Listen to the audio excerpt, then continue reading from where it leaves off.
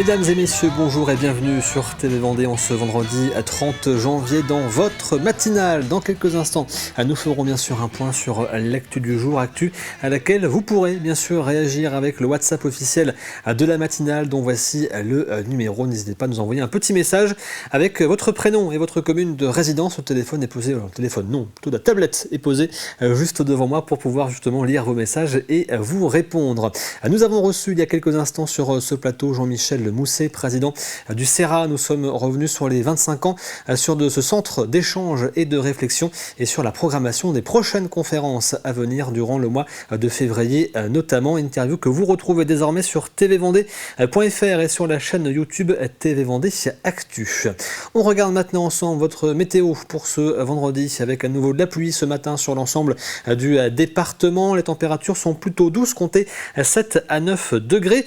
Dans l'après-midi, les conditions ne vont pas beaucoup changer malgré l'apparition de quelques éclaircies sur le littoral vendéen. Au niveau des températures, comptez cette fois-ci 11 degrés au minimum dans les terres et 12 degrés sur le littoral. On regarde maintenant les horaires des marées pour aujourd'hui. On commence dans le sud-ouest du département à la Tranche-sur-Mer avec une première basse mer qui a été ce matin à 8h16. La prochaine sera donc à 20h45. La première pleine mer cette nuit à 2h37. La suivante à 15h10. Petit coefficient pour aujourd'hui de 58 à 65. Coefficient identique au niveau du passage du Gois où la première basse mer était donc ce matin à 8h31. La prochaine sera donc à 20h59. La première pleine mer était à 2h39 et la suivante sera donc à 15h13 et donc coefficient, je vous le rappelle, de 58 à 65. Le soleil, lui, ce matin se lève donc à 8h31 et il se couchera ce soir à 18h06 et nous fêtons aujourd'hui les Martines. Bonne fête donc à toutes et il est temps de faire ensemble un point sur l'actu du jour. Voici le journal.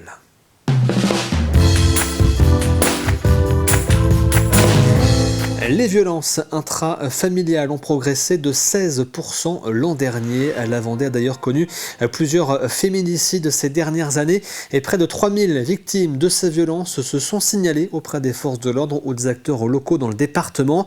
Face à cette réalité, un nouveau dispositif voit le jour pour mieux repérer les victimes, coordonner leur prise en charge et les accompagner dans la reconstruction de leur vie.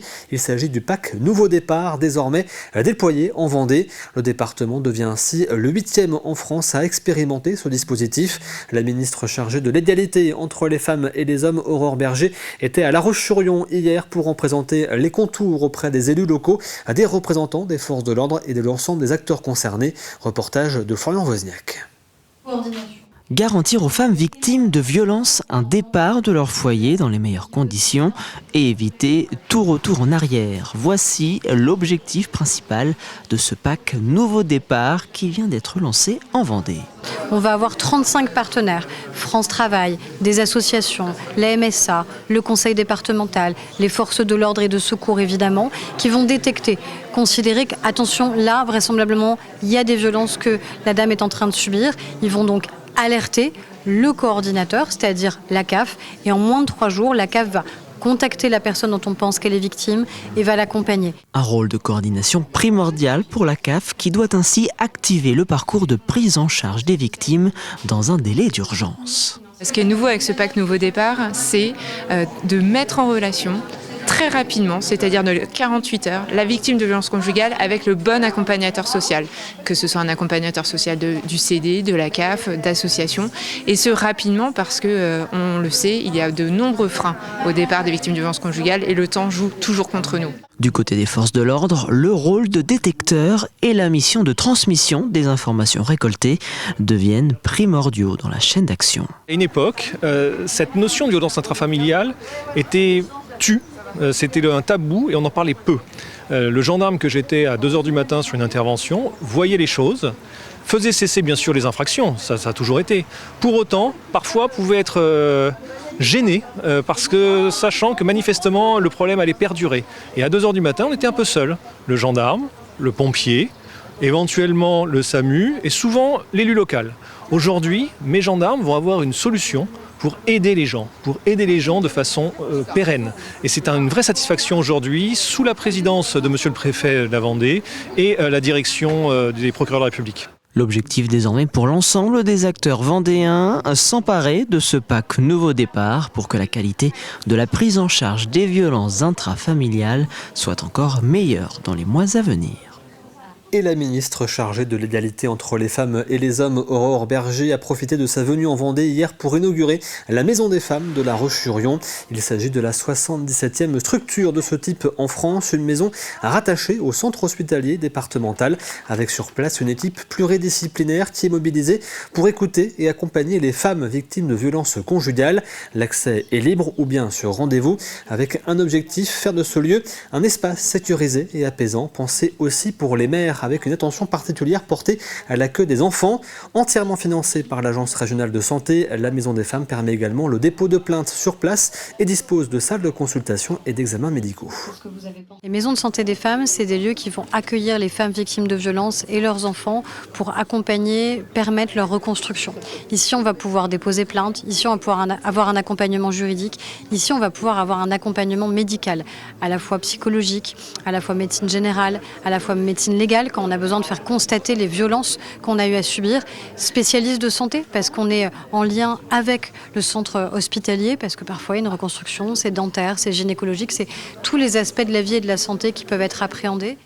Lundi prochain, le tribunal judiciaire de La Roche-sur-Yon examinera le 3e dossier d'homicide routier jugé en Vendée. Il s'agit de l'accident mortel survenu le 18 août dernier à Sainte-Gemme-la-Plaine impliquant un tracteur et une voiture. Cet accident avait profondément marqué le département avec la mort d'une femme de 32 ans, d'un homme de 34 ans et de leur enfant d'1 an et demi. Leur voiture était entrée en collision avec un tracteur sortant d'un champ. Initialement poursuivi pour homicide involontaire, le conducteur du tracteur, un ouvrier agricole de 55 ans, comparaîtra finalement sous la qualification d'homicide routier, une nouvelle dénomination pénale. Alors à quoi correspond ce nouveau type d'homicide routier? Pourquoi cette dénomination? À décryptage et explication de Florian Wozniak. La Vendée a encore connu un triste résultat de 48 morts sur les routes l'an passé. C'est certes moins que les 50 de 2024, mais les accidents et les blessés ont eux largement augmenté. Depuis le mois de juillet 2025, une nouvelle loi vient dissocier le délit d'homicide involontaire au volant de l'homicide routier. En effet, cette nouvelle qualification a pour objectif de sanctionner plus durement les conducteurs les plus dangereux, comme l'explique Sarah Huette, la procureure de la République du tribunal de La Roche-sur-Yon. L'homicide routier, on tient cette qualification lorsqu'il y a des circonstances aggravantes qui caractérisent une faute de conduite grave. Par exemple, la conduite en état alcoolique, la conduite sous l'emprise de stupéfiants, la conduite malgré une annulation du permis de conduire, donc qui démontre une volonté déjà de braver la loi, nonobstant une faute de conduite assez classique du défaut de maîtrise. Donc, dans ces situations, on parle d'homicide routier et la peine encourue est de 10 ans d'emprisonnement outre l'amende et les peines complémentaires. L'insécurité routière en Vendée est l'une des principales préoccupations de la juridiction lyonnaise. C'est pourquoi, avec l'arrivée d'une seconde attachée de justice, c'est une nouvelle dynamique qui s'enclenche. L'idée, c'est de construire une permanence en temps réel pour les infractions commises sur les routes de Vendée, pour avoir des réponses plus rapides et, le cas échéant, d'exiger que l'individu soit placé en garde à vue pour pouvoir le déférer lorsqu'il y a des réitérations ou pour les faits les plus graves. Je pense bien évidemment les conduites en état alcoolique ou sous stupe en récidive légale, ou encore bien évidemment lorsque on a des blessures dites routières ou l'homicide routier. En ce qui concerne l'accident de Sainte-Gemme-la-Plaine, reste à savoir désormais si le prévenu a-t-il délibérément violé une obligation particulière de prudence ou de sécurité. Réponse normalement ce lundi 2 février en fin de journée.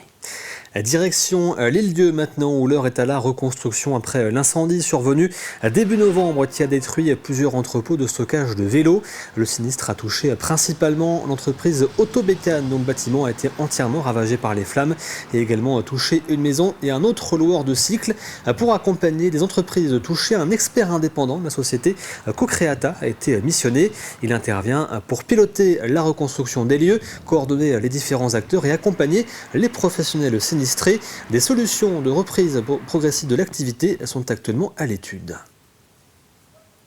Notre rôle, c'est d'identifier l'intégralité des dommages, de bien les quantifier pour enclencher le processus d'indemnisation.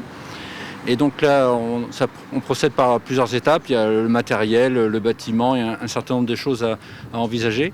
Et donc là, le processus est en cours. Et donc on est en train de déterminer également les actions provisoires qu'on va pouvoir mettre en œuvre pour garantir la saison 2026. Puisque l'autobécane ne s'arrête pas. Certes, le bâtiment ne va pas être construit cet été parce qu'il y a un certain nombre de contraintes et de délais, mais il y aura une solution provisoire qui permettra d'exploiter complètement l'entreprise et de proposer aux îlets et aux touristes les vélos nécessaires. Le processus d'indemnisation est en cours et l'ensemble des experts, que ce soit experts d'assurés, experts d'assurance, experts de recherche de cause, sont bien coordonnés dans cet esprit-là de ne rien ralentir pour permettre une bonne saison 2026, entre guillemets, comme si de rien n'était.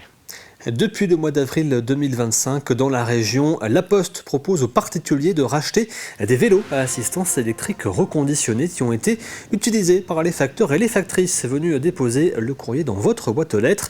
Ce dispositif est désormais en place à La Poste de La Roche-sur-Yon depuis début janvier. L'ensemble des vélos proposés à la vente ont été reconditionnés à Tours par une société d'insertion filiale du groupe La Poste. Ce sont donc des vélos électriques sur lesquels l'ensemble des organes de sécurité sont neufs, comme les batteries.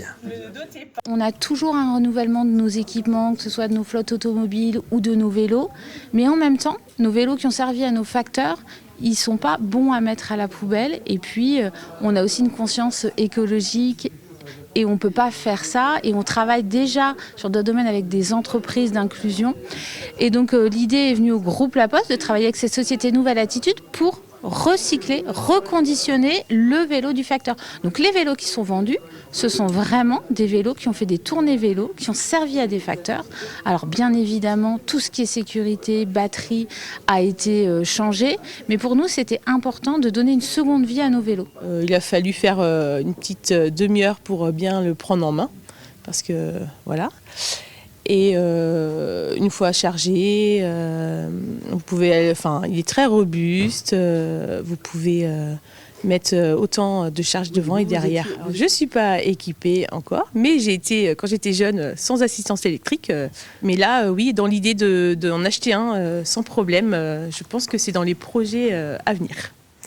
À l'approche du 5e anniversaire de la disparition d'Edwin Abs, l'association Les Amis d'Edwin prépare un vaste programme d'hommage à l'artiste anglo-maraîchin dont l'œuvre a marqué la vie culturelle de la région.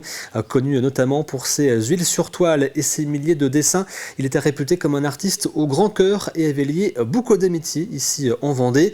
Point d'or de cet hommage, une grande exposition rétrospective qui débute aujourd'hui à Maizet, à la salle Geoffrey Dessac, et qui permet de découvrir ou redécouvrir l'ensemble de ses œuvres.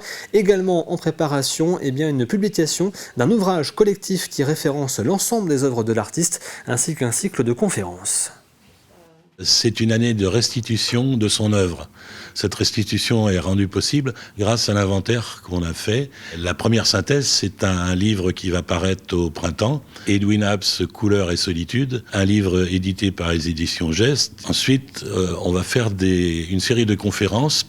Pour nous, l'œuvre d'Edwin est vraiment un patrimoine culturel du Sud Vendée.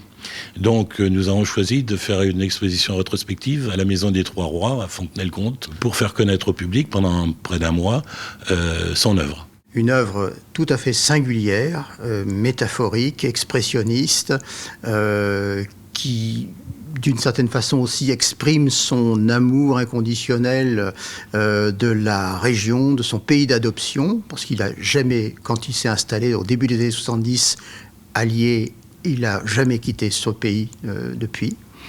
Et il y est décédé donc en 2021, dans son à Fontenay-le-Comte. C'est la fin de ce journal. On refait maintenant un point rapide sur votre météo du jour avec la pluie qui est présente ce matin sur l'ensemble du département. Les températures sont plutôt douces en cette matinée du 30 janvier à compter 7 à 9 degrés. Dans l'après-midi, quelques éclaircies feront leur apparition sur le littoral. À compter cette fois-ci 11 degrés au minimum dans les terres et 12 donc sur le littoral vendéen. Il est temps maintenant de passer au plus de l'info du jour.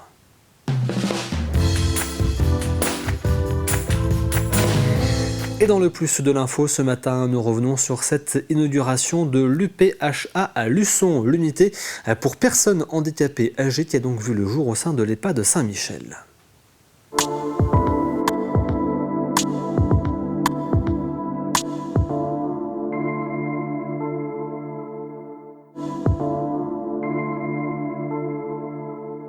C'est une réponse à un appel à projet du conseil départemental sur la création d'unités pour personnes handicapées âgées pour leur permettre d'avoir un lieu de vie adapté à leurs conditions. C'était la première unité pour personnes handicapées âgées sur le secteur. C'est des personnes avec un handicap psychique ou un handicap intellectuel qui ont 60 ans ou un petit peu moins sur dérogation d'âge. Après, il n'y a pas de limite d'âge maximum, c'est en fonction de l'autonomie, de la dépendance de la personne. Et pour qu'ils rentrent sur l'unité, il faut qu'ils soient quand même autonomes et indépendants, même s'il y a un accompagnement qui est prévu pour eux quand même.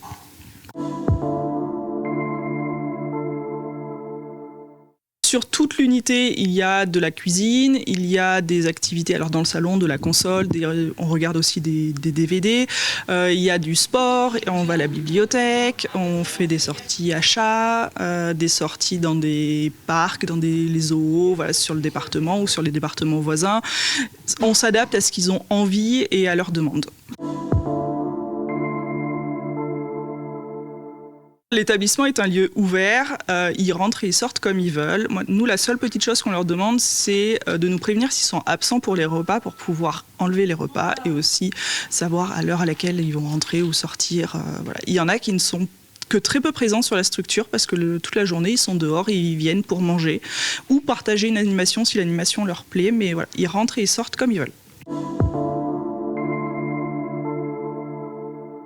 La cuisine est un lieu ouvert et partagé. Ils peuvent faire des activités encadrées, soit par l'animatrice, soit par moi-même, avec des temps de cuisine, de pâtisserie. On partage aussi des repas. Ils peuvent eux aussi manger tout seuls, prendre leur plateau et aller manger dans la cuisine, comme inviter du monde à partager un temps de repas ou de goûter. Voilà. C'est un lieu qui reste ouvert, un lieu convivial et ils l'utilisent un peu comme ils ont envie. Et nous, on leur propose aussi d'autres choses dans ce lieu. Ce lieu, il leur permet de continuer à vivre comme ils vivaient avant et de rentrer en institution de façon douce et surtout d'avoir un environnement sécurisé. Voilà, c'est surtout ça. Et après, petit à petit, quand ils sont en perte d'autonomie, ils vont sur l'EHPAD, sur la partie EHPAD. Et je vous rappelle que vous retrouvez l'ensemble des plus de l'info sur tvvendée.fr. Comme tous les vendredis, il est temps maintenant de se demander où sortir ce week-end.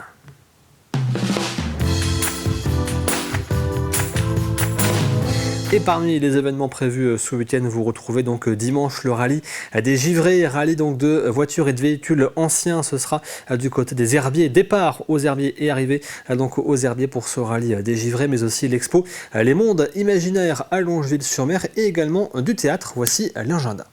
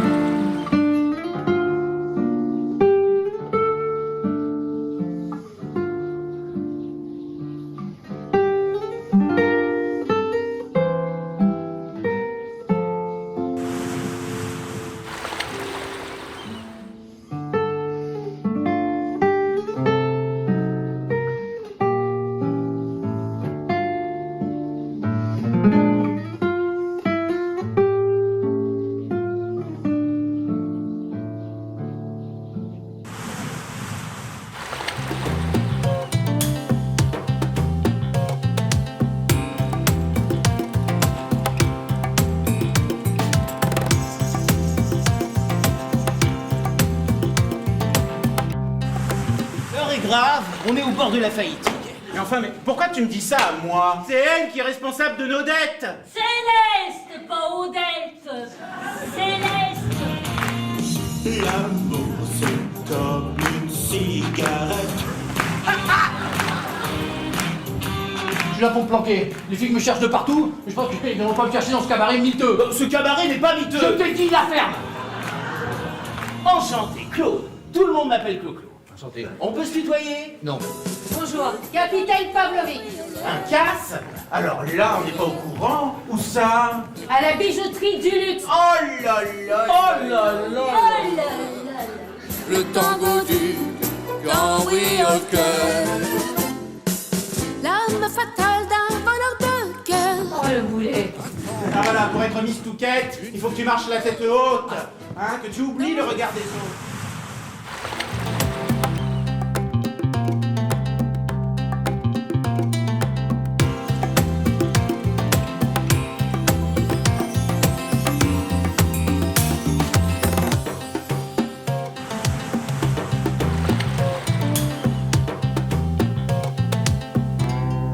Et voici donc pour cet agenda de la semaine et bien sûr de ce week-end. On passe maintenant à l'extrait du jour.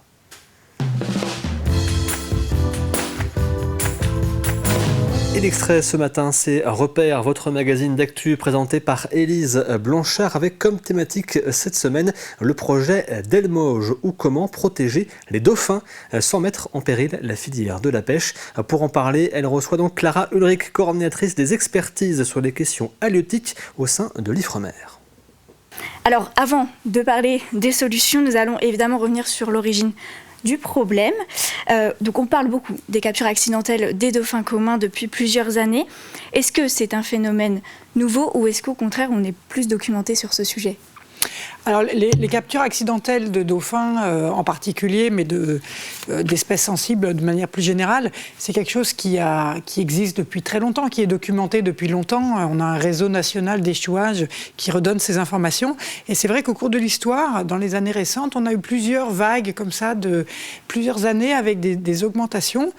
Et puis après, c'est un petit peu redescendu en termes d'échouage. Et depuis 2016, c'est vrai que les niveaux ont atteint des niveaux bien plus élevés qu'avant. Donc c'est vrai qu'on est dans un phénomène depuis 10 ans qui a été en augmentation et donc qui a créé, c'est vrai, ce besoin à la fois d'en savoir plus et puis d'agir plus. Et vous retrouvez donc ce nouveau numéro de Repère aujourd'hui sur TV Vendée. On passe maintenant à Café Cuisine.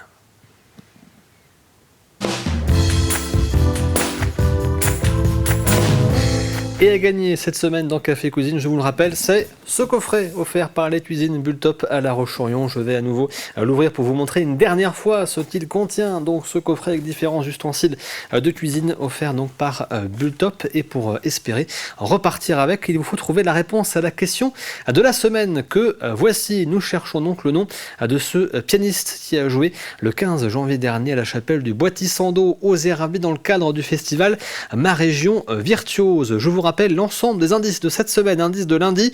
Il est originaire de l'ouest de la France et a fait ses études musicales à Paris avant de devenir pianiste. Indice de mardi, il n'est pas seulement pianiste, il a aussi composé pour le cinéma, notamment pour des films d'Arnaud Desplechin. Indice de mercredi, son univers musical mêle jazz, improvisation et émotion. Il se produit à la fois en solo mais aussi parfois en trio. Indice donné hier jeudi, il est reconnu pour ses concerts intimistes souvent donnés dans des lieux patrimoniaux. Et enfin voici l'indice d'aujourd'hui, dernier indice de la semaine. Il a sorti plusieurs albums salués par la critique dont Inner Road qui confirme sa place parmi les meilleurs pianistes jazz français de sa génération. Vous avez jusqu'à aujourd'hui à midi pour tenter votre chance et repartir peut-être avec ce coffret offert donc par les cuisines Bultop à La Roche-sur-Yon. Il est temps de refermer maintenant ce coffret et de le garder précieusement jusqu'à au moins ce soir avant de pouvoir le donner aux gagnants de cette semaine. Et on referme également cette matinale. Merci à vous de l'avoir suivi. L'actualité revient à 12h30 avec le journal présenté par Aurélien Huard. Et quant à moi, je ne vous dis pas à lundi puisque vous retrouverez à partir de lundi prochain à cette même place Florian Wozniak chaque matin, donc jusqu'à la fin du mois de février. Très bonne fin de journée, très bonne fin de journée, non, très bonne journée à vous toutes et à vous tous, bien sûr, devant TV Vendée et très bon week-end.